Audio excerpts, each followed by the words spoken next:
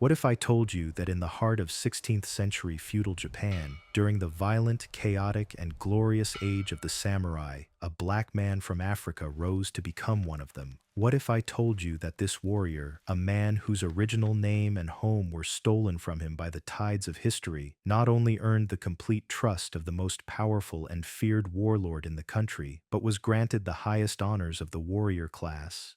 It's a story that sounds like a fantastical piece of fiction, like an epic anime plotline conceived in the 21st century, but it is breathtakingly real, and it's a story that the official narrative of Japan tried to bury, to silence, to erase for over 400 years. That single verifiable idea, the existence of a black samurai, flips everything we think we know about the exclusive, homogeneous world of the warrior class. The image of the samurai has been carefully curated for centuries, a symbol of pure, unadulterated Japanese spirit, a warrior bound by a code of honor and lineage that stretches back through generations of Japanese blood. They are the soul of the nation, the ultimate cultural export. But if a foreigner, an outsider, a man from halfway across the world with a different skin color and a different culture could become one of them, then that entire, carefully constructed narrative of Japanese history has to be re-examined, picked apart, and rebuilt from the ground up. This isn't just a cool historical anecdote to be shared and forgotten. This is an active investigation into a deliberate act of historical erasure. We are going to become historical detectives, piecing together the fragmented, almost mythical tale of a man who came to be called Yasuke. We will follow his ghost through the letters of Louis Froy, the Jesuit chronicler who documented his arrival with astonishment. And we will ask not just what happened to him, but the far more important question: why did a nation's history, a nation's very identity, choose to silence one of its most extraordinary and inconvenient figures? Let's cut straight to the heart of the matter. The year is 1579. The city is Kyoto, and a man who will change everything has just arrived. The imperial capital of Japan, a sprawling metropolis of wooden temples, opulent palaces, and crowded alleyways. For all its refined beauty, it is a city living on a knife's edge, the nerve center of a country tearing itself apart in a century of civil war. But on this particular day, the chaos erupting in the streets is not because of an invading army or a political assassination. It's because of the arrival of one single man. Reports from the time describe a scene of utter pandemonium. People are literally trampling each other, their traditional Gaeta sandals clattering on the packed earth as they surge forward. Wooden gates and shoji screens are cracking and breaking under the pressure of the crowd, all desperate to get a single glimpse of him. To the people of Kyoto, he is an impossibility made flesh. He's described as standing well over 6 feet tall, a giant in a land where the average man was barely over 5 feet. He is said to possess the strength of 10 men, his physique sculpted and powerful. And most astonishingly, his skin is the color of polished obsidian, of the black lacquerware so prized by the nobility. For the vast majority of Japanese people in the 16th century, who had lived their entire lives in a profoundly isolated and homogeneous island society, the very concept of a black person was utterly alien. They had no framework to understand what they were seeing. So they reached for the only explanations their culture could offer. He had to be a god, a daikokuten, a deity of prosperity and wealth, often depicted with a dark complexion. Or he was a demon, an oni, a supernatural monster of terrifying power. He could not possibly be just a man. The commotion grows from a street-level curiosity into a city-wide phenomenon, a wave of shock and awe that cannot be contained. Eventually, the news of this human earthquake reaches the ears of the most feared and respected man in all of Japan, Oda Nobunaga. He is the great warlord, the first of the 3 great unifiers, a ruthless visionary who is on the verge of ending 100 years of bloodshed and bringing the entire country under his iron will. Nobunaga is not a man given to flights of fancy. He is a pragmatist, a military genius, and a notorious breaker of traditions. He is fascinated by the new and the foreign, by European firearms, by Western clothing, by Christian missionaries. Anything that could give him an edge, anything that challenged the old, stagnant ways of thinking was of interest to him. Intrigued, and perhaps annoyed by the disruption, Nobunaga summons the cause of all this chaos to his court. He wants to see this black god for himself. Nobunaga, the pragmatist, the skeptic, doesn't believe what he's seeing. He thinks it's a trick, that this man's skin has been painted with ink as some elaborate performance. So he does what any ruthless warlord would do. He orders his servants to strip Yasuke to the waist and scrub his skin vigorously with water and brushes. They scrub until his skin is raw. And the color doesn't come off. It's real. He's real. And in that moment, Nobunaga's fascination transforms into something else entirely: respect. And in that moment, as this towering African man is led into the presence of the most powerful daimyo in Japan, two worlds, two destinies, two forces of history collide. A chain of events is set in motion that should have been immortalized in kabuki plays and epic poems for centuries to come. Instead, it became a barely there historical footnote. The journey of the man who would be called Yasuke had reached its dramatic, unbelievable peak, but the long, slow journey to erase him from the pages of history was only just beginning. So, to truly understand the anatomy of this erasure, we have to begin with the very first mystery, the first thing that history took from him: his name. The name Yasuke, the name by which he is forever known, was a name given to him in Japan. We do not know what his mother called him. We do not know his birth name, the name he carried through his childhood, the name that connected him to his family, his people, and his homeland. It was lost, discarded somewhere on the brutal journey from his home to Japan.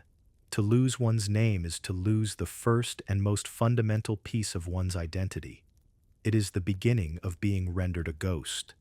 His exact origin is another part of the puzzle, a faded map with multiple possibilities. Most historians, carefully piecing together clues from the letters of Jesuit missionaries and the terse notations in Portuguese shipping logs, believe he most likely came from Portuguese Mozambique. The evidence is circumstantial but compelling. The Portuguese had established a significant presence there, and it was a major hub for their horrific slave trade, a place where countless lives were funneled into the maw of global commerce. Other theories, however, point towards Ethiopia or even South Sudan, regions known for their tall, powerfully built peoples. The truth is, we may never know for sure. His specific homeland was deemed unimportant by the men who documented his existence. He was just a commodity from the vast, undifferentiated continent of Africa. What is generally agreed upon is the brutal path his early life took. He was likely caught, like millions of others, in the merciless gears of the global slave trade. Snatched from his home, he would have been marched to the coast and loaded onto a ship, beginning a perilous journey across the Indian Ocean. His destination was the Portuguese stronghold of Goa, on the west coast of India. Goa was a dazzling, chaotic, and cruel city, a melting pot where European, Indian, and African cultures collided, and where immense fortunes were built on human suffering. It is there, in this crucible of empire, that his life took a sharp, unexpected turn. He somehow ended up in the personal service of a man named Alessandro Valignano, a high-ranking and immensely influential Jesuit inspector. Valignano was no ordinary priest. He was a master of ecclesiastical strategy, a brilliant and ambitious man tasked with the monumental challenge of establishing a successful Christian mission in Japan. He understood, perhaps better than anyone, that Japan was not a nation to be trifled with. It was a sophisticated, proud, and deeply insular society, with a complex culture and a powerful warrior aristocracy. To make an impression here, to gain the access and influence he needed, he couldn't just show up with Bibles and rosaries.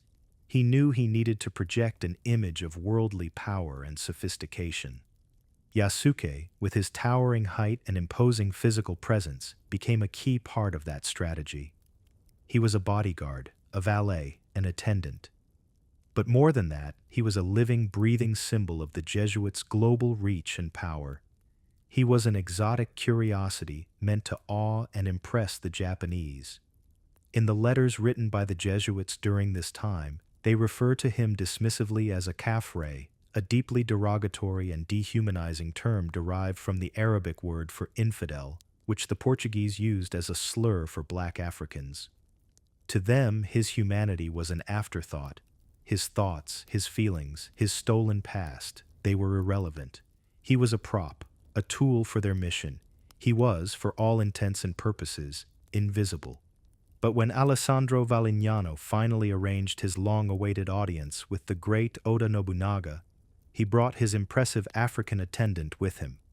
And Yasuke, the man who had been rendered invisible by his European masters, was about to step out of the shadows and meet a man who saw something entirely different. When Yasuke was finally brought before Oda Nobunaga in his court in March of 1581, the encounter was even more bizarre and charged than the chaos in the streets had suggested. The great warlord, a man who had seen every horror and marvel the Sengoku period had to offer, simply could not believe that Yasuke's skin color was real. He was convinced it was ink, that this towering man had been painted black as some kind of elaborate stunt by the foreign missionaries.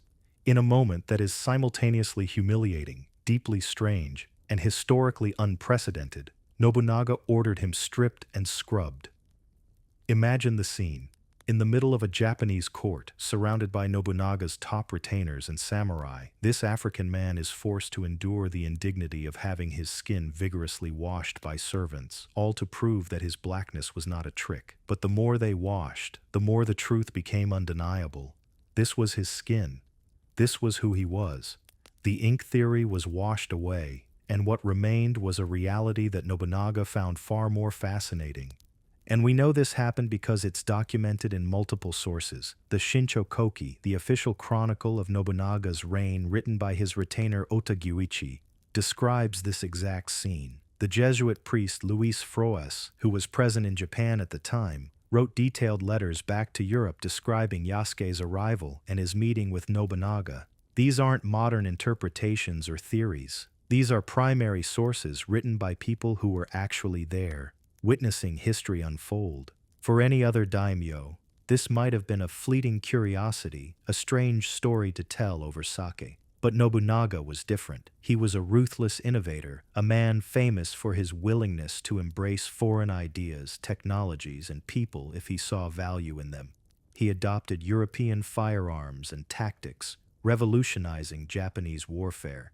He wore Western-style armor and drank from Venetian glass. He was a man who saw the world not for what it was, but for what it could be, and he had little patience for the hidebound traditions that held his rivals back. The official chronicle of his reign, the Shincho Koki, or Lord Nobunaga Chronicle, states that he was profoundly impressed not just by Yasuke's incredible physique, but by his intelligence and his demeanor. There was a sharpness in Yasuke's eyes, a composure that belied his shocking circumstances. The chronicle notes that Nobunaga, a notoriously impatient man who rarely gave anyone his undivided attention, never tired of talking with him. We can only speculate about the nature of these conversations. Perhaps Yasuke, a man who had already traversed half the world, had learned enough Japanese to communicate directly. Perhaps they spoke through a Jesuit interpreter. Either way, Nobunaga saw beyond the skin, beyond the exotic exterior, and recognized a keen mind and a formidable spirit. He saw a person, not a curiosity. Within days, Nobunaga's fascination turned into a demand. He insisted that the Jesuits leave Yasuke with him. Valignano, ever the strategist and eager to curry favor with the most powerful man in Japan, could hardly refuse. And just like that, in a stunning turn of events, Yasuke, the enslaved man from an unknown village in Africa, the man who had been a living prop for a Jesuit mission, was transferred into the personal retinue of the great Oda Nobunaga. Think about the sheer seismic shift in that moment. In a society built on the most rigid and unforgiving hierarchies of birth, clan, and ethnicity, Nobunaga performed an act of radical inclusion. He saw a man's worth, not his origin. He valued strength and intelligence above all else. But this very radicalism, this act of making an exception for one extraordinary individual, is also a key reason why Yasuke's story was so easy to marginalize later on. His status, his entire existence within this new world, wasn't tied to the intricate web of Japanese society. It was tied exclusively to the will and the power of one singular revolutionary man. The foundation of his incredible rise was also, tragically, the seed of his eventual disappearance. Yasuke's promotion under Nobunaga's patronage was nothing short of meteoric. Nobunaga did not just keep him at his side as a novel bodyguard or a court curiosity. He saw the potential for a true warrior and began the process of formally integrating him into the samurai class. He bestowed upon him a series of gifts, each one laden with immense symbolic and practical weight. First, he gave him a Japanese name, Yasuke. The exact origin of the name is debated, but it likely incorporated a character from his original name or was a common Japanese name chosen by Nobunaga. This act was more than a convenience. It was an act of rebirth, formally bringing him into the Japanese cultural sphere. Next, he gave him a residence of his own and servants to attend to him. This was a clear signal that Yasuke was not a servant himself, but a man of status. Nobunaga also provided him with a regular salary, a stipend of rice, which was the standard form of payment for a samurai retainer. This elevated him from a possession to a paid professional member of Nobunaga's war machine. And then came the most important gift of all. Nobunaga granted him the right to carry the daishō, the matched pair of swords, a long katana and a shorter wakizashi. In the 16th century Japan, this was not a small gesture. The swords were the exclusive right and the very soul of the samurai. They were a visible marker of class, status, and lethal privilege. For a commoner to even touch a samurai's sword was to risk being cut down on the spot. For a foreigner, a man with no Japanese lineage, to be granted the right to wear the daishō was almost unthinkable. In the context of the era, being a paid armed retainer in direct service to a lord was the definition of being a samurai. By these clear metrics, Yasuke was a samurai. His role was not merely ceremonial. Nobunaga made him his personal weapon bearer, a position of incredible intimacy and trust. This meant Yasuke was by his lord's side constantly, in court, in meetings, and on the march. He was part of Nobunaga's inner circle, a last line of defense for a man who had countless enemies. He was trusted with his lord's life. So why would the annals of Japanese history want to downplay this incredible story? Why would a culture so obsessed with tales of loyalty and martial prowess let this one fade into obscurity? Here's the kicker. Yasuke complicated the narrative that Japan would later tell about itself. The very debate that some modern historians engage in, was he truly a samurai, is a modern reflection of a very old problem. He had a lord, he had a stipend, he had the swords, and he served and fought. By the standards of his time, he met the criteria. But he didn't have a Japanese family name, a clan history, or the correct ethnic background. He was a stunning anomaly. His very existence proposed a radical idea that being a samurai was not about blood or race, but about service, merit, and loyalty to one's lord. For later historians, particularly during the isolationist Edo period that followed, this was an inconvenient truth. Even the chronicles that mentioned him, like the Shincho Koki, gave him far less attention than the foreign Jesuit accounts. They acknowledged his existence, but minimized his significance. They were in the business of building a national myth, a story of a pure, uniquely Japanese warrior class animated by a singular spirit called Bushido. The story of a black samurai, a man whose loyalty was earned through respect rather than inherited through bloodline, didn't fit the picture they were painting. It was a crack in the pristine veneer of their myth. So, the first step in erasing him was to subtly reframe him, to question his status, to downgrade him from a legitimate samurai to a mere bodyguard, a favored pet, a passing curiosity of a famously eccentric lord. Now, some will argue that Japanese sources don't explicitly call him a samurai, and that's technically true. But here's what they conveniently ignore. The Shincho Koki does mention him. It describes his stipend, his residence, his role as weapon bearer. The Japanese chronicles don't erase him completely. They minimize him. They downplay his significance. They avoid giving him the title that his circumstances clearly earned him. That's not an accident. That's a choice. That's erasure by omission, and it's far more insidious than outright deletion. June 21st, 1582. The Honnō-ji Temple in the heart of Kyoto. This is the day that everything changes. This is the day that Japanese history is violently redirected, and the day that Yasuke's world comes crashing down. Oda Nobunaga, at the absolute peak of his power, having subdued most of his rivals, was resting at the temple with only a handful of personal guards and attendants. He felt utterly secure, surrounded by his own loyal territory. He had no idea that one of his most trusted generals, Akechi Mitsuhide, was at that very moment marching an army of 13,000 men, not to a battlefield as ordered, but to the gates of the temple itself. The betrayal was swift, shocking, and absolute. Akechi's army surrounded the temple complex, their arrows raining down, their soldiers storming the gates. It was a complete surprise attack, a hopeless fight. For Nobunaga's small contingent, it was a death trap. And Yasuke, the loyal retainer, was there, fighting for his lord. Imagine it. The pre-dawn light is choked with smoke as the wooden temple burns. The air is filled with the screams of men and the clash of steel, and in the midst of this inferno is Yasuke, this giant of a man, wielding a weapon, perhaps a spear, perhaps his katana, and battling with ferocious loyalty against impossible odds. He is fighting to protect the man who saw his humanity, the man who gave him a name, a purpose, and an honor he could have never imagined. But it was hopeless.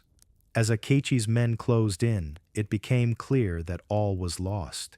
In keeping with samurai tradition, Nobunaga retreated into the blazing interior of the temple to commit seppuku, ritual suicide, to avoid the disgrace of capture. His final command to those closest to him would have been absolute, to ensure that the enemy never recovered his head. In the warfare of the era, a lord's head was the ultimate trophy, the undeniable proof of victory.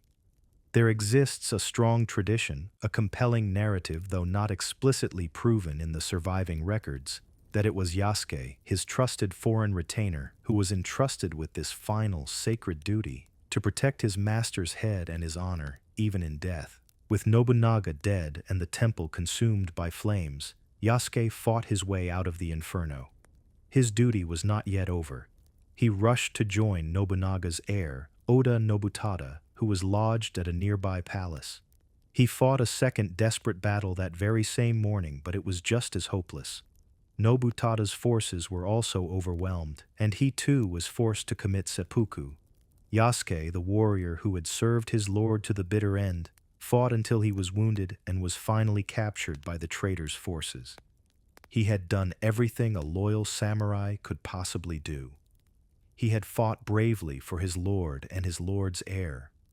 His actions at the Honnō-ji Incident, one of the single most famous and pivotal events in all of Japanese history, should have cemented his legend forever. He should have been a hero, a tragic figure of unwavering loyalty. Instead, this is the precise moment that triggers his erasure. Wounded, exhausted, and a captive of his lord's murderer, Yasuke was brought before Akechi Mitsuhide. For any other captured retainer of Oda Nobunaga, the end would have been predictable and, in a sense, honorable.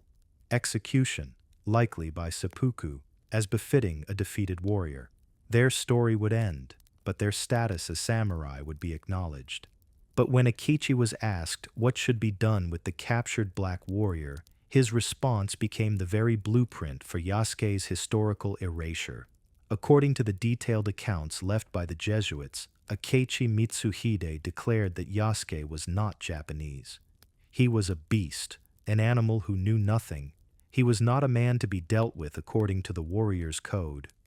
Akechi ordered him returned to the foreign missionaries, the Nanbanji, or Temple of the Southern Barbarians. That single contemptuous act did more than just spare Yasuke's life. It cast him out of the world of the samurai. It stripped him of the rank, honor, and identity he had earned. By calling him a beast, an animal, Akechi was also launching a posthumous political attack on Nobunaga's legacy. He was framing his dead rival as a man so eccentric, so strange, that he would elevate a beast to the rank of a warrior. It was a calculated insult designed to diminish Nobunaga's judgment and legitimize his own betrayal. And in doing so, Akechi gave future historians the perfect excuse to ignore Yasuke. If the man who briefly seized power declared him not a real samurai, not even a real person, then why should he be included in the great story of Japan? His tale could be neatly filed away as a foreign sideshow.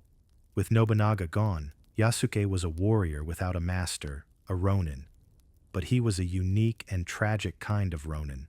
A Japanese masterless samurai, while in a precarious position, still had a clan, a family history, a cultural context, and a social safety net, however frayed. He was still part of the fabric of Japan. Yasuke had none of that. His entire significance, his status, his very place in society was tethered to the life of one man. And that man was now Ash. The new powers that would rise from the chaos of Nobunaga's death, first Akechi, then Toyotomi Hideyoshi, had no reason to honor the foreign retainer of a dead and defeated regime. Finally, the nature of the historical records themselves conspired against him. The most detailed, vivid accounts of his life in Japan come from the letters of the European Jesuits. In the official Japanese chronicles, such as the Lord Nobunaga Chronicle, he is a brief, if fascinating, mention. Now some will claim that Japanese sources don't confirm Yasuke's existence, that this is Western propaganda. That's simply false. The Shinsho Koki, the official chronicle of Nobunaga's reign written by his Japanese retainer, Ota Gyuichi, explicitly describes Yasuke. It documents the scrubbing scene, his strength of 10 men, Nobunaga's fascination with him, and his role as weapon-bearer. The Japanese sources don't erase him completely. They minimize him. They give him a few lines instead of chapters. That's not denial. That's strategic omission. And that's exactly how erasure works. As time went on and Japan moved towards a policy of radical isolation under the Tokugawa shogunate, the official history was built almost exclusively from the Japanese sources. The Jesuit letters became obscure, foreign documents tainted by their association with a religion that was now brutally persecuted. Then came the long, peaceful Edo period. During these 2.5 centuries of stability, the image of the samurai was systematically codified and transformed. The gritty, pragmatic warrior of the Sengoku period was retroactively turned into a mythical symbol of pure Japanese spirit and ancient lineage. The code of Bushido was romanticized and elaborated upon. In this new, sanitized myth of the Japanese soul, there was simply no room for a black samurai. He was a contradiction, an inconvenient fact. So they did not attack his story, they simply left him out. He became a ghost, a whisper, a piece of half-forgotten folklore. The very last we hear of Yasuke in any reliable record is that he was handed over to the Jesuits in Kyoto. A Jesuit report mentions it, and they thanked God for his miraculous survival. And then, silence. His story just stops. The ink runs dry. We don't know if he stayed in Japan, living out his days in a church. We don't know if he managed to get on a ship and leave for another Portuguese colony, or if he ever tried to make the impossible journey home to Africa. His final chapter was never written. It was another final act of erasure. He simply vanished. History is never a perfect objective record of the past. It is a mosaic, painstakingly built from the scattered pieces that managed to survive the ravages of time, politics, and prejudice. For 400 years, the piece of the mosaic shaped like a towering African warrior was deliberately left in the box. It didn't fit the picture that the powerful were trying to create, the picture of a pure, monolithic, and unique Japan. Akechi Mitsuhide's dismissal of Yasuke as a beast was more than an insult. It was a dark prophecy for how official history would treat him for the next 4 centuries. But stories this powerful, this resonant, don't stay buried forever. Truth has a way of rising to the surface. Today, Yasuke's story is being reclaimed, not by dusty academics in university libraries, but by the powerful engine of global popular culture. He is becoming an icon. He is the protagonist of novels, the hero of anime series, the star of video games, and the subject of feature films. This explosion of interest has dragged his name out of obscurity and placed it firmly back into the light, forcing a confrontation with the historical silence. His journey from an unknown village in Africa to the violent heart of Japanese power is one of the most incredible stories of resilience, adaptation, and fortitude in human history. But the story of his erasure and his eventual rediscovery is just as important. It is a powerful, undeniable reminder of how history is made and unmade, of how narratives are constructed to serve the present, not just to document the past. It shows us that the past is not static stone. It is a living thing, a battleground of memory, where forgotten figures can be resurrected and silenced, stories can finally be told. Yasuke was a samurai. He was a warrior. He was a man who shattered every expectation and broke every rule of his time. And despite centuries of calculated silence, his story endures. History tried to erase him. In the end, it failed. The past is full of forgotten figures and silent stories just like this one. Who do you think we should uncover next? Let us know in the comments below.